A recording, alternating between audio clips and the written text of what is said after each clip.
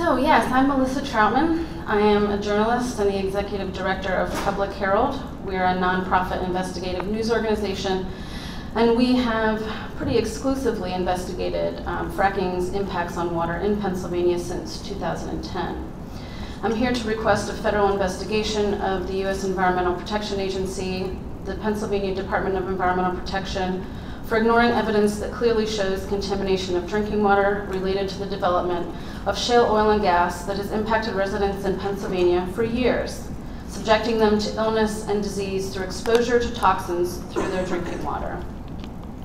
5 years of our investigations at Public Herald have revealed that there is substantially more water contamination in Pennsylvania than either EPA or DEP have acknowledged, in favor of diluted and blatantly false conclusions about the potential impacts of unconventional oil and gas fracking.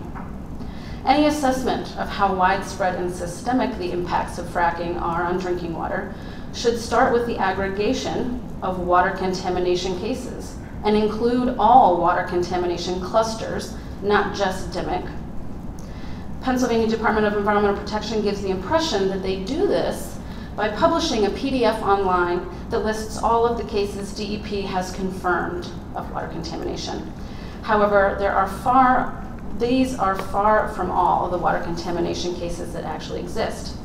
How do we know this? Since 2013, Public Herald has aggregated, mapped, and published all water contamination complaints for 17 of 40 fracked counties in Pennsylvania. At first, DEP would not give us this information. They claimed it was confidential, but with enough bulldogging and hiring attorneys, we eventually got the files. We are still collecting them. These data maps that we have published at publicfiles.org show where water pollution clusters have occurred, cases that specific officials at DEP have knowingly kept hidden.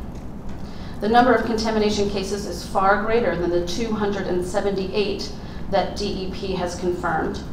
Public Herald has analyzed over 200 cases in 5 key townships where clusters have occurred to find that DEP has 9 ways that it systematically keeps water contamination cases off the books. One of these ways is by simply dismissing clean pre-drill tests, which is highly unscientific.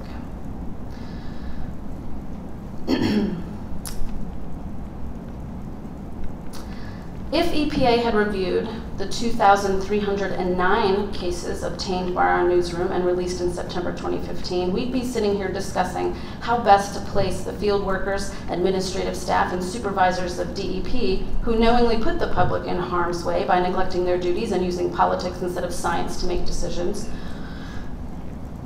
The data in these complaint records clearly shows a trail and pattern of impacts to drinking water, but also a pattern of regulatory indifference, neglect, partiality, and bias to the industry.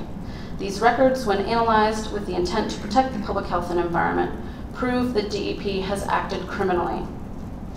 All of them are available, again, at publicfiles.org, mapped by county and township. Click on a county, click on the township, all of the files will be listed underneath.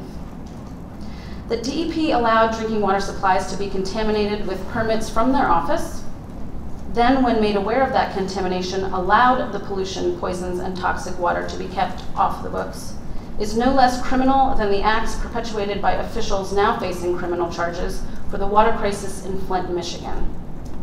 For 8 years, DEP has knowingly suppressed, withheld, and covered up hundreds of water contamination cases in Pennsylvania that we know of. In this room sit industry officials who've happily sat back to watch families sign non-disclosure agreement after non-disclosure agreement while DEP shrouds the public from this data. The only place you can get these water contamination cases as an aggregate, by the way, is publicfiles.org. These companies are afforded some of the best economic protections in America, where they are allowed to contaminate aquifer after aquifer and still be granted new permits only months after these violations. And this doesn't mean EPA is off the hook. Just as in Flint, both state and federal agencies are wading in rivers of evidence without acting on it. How many DEMIC cases does the EPA think there are in 2,309 water contamination complaints? And how many does there need to be for EPA to act in a manner where they declare the state regulatory agency incapable of performing its duties? How many cases need to be in these records for the federal government to open a criminal investigation of the Pennsylvania Department of Environmental Protection? Thank you. All of you sitting here today may not know the answer to these questions, but I can assure you that our team at Public Herald knows that the ceiling has been reached. I'm speaking to you today in the hopes that you'll use this evidence to do what is right and that you'll move to opening a criminal investigation of Pennsylvania Department of Environmental Protection. I hope that the corruption of public health and public trust will be vindicated by a federal investigation and a hearing before the House Oversight and Government Reform Committee like there was for Flint, Michigan. Thank you. Okay, thank you very much. Our next commenter is on the phone, and I'll see if you reach him.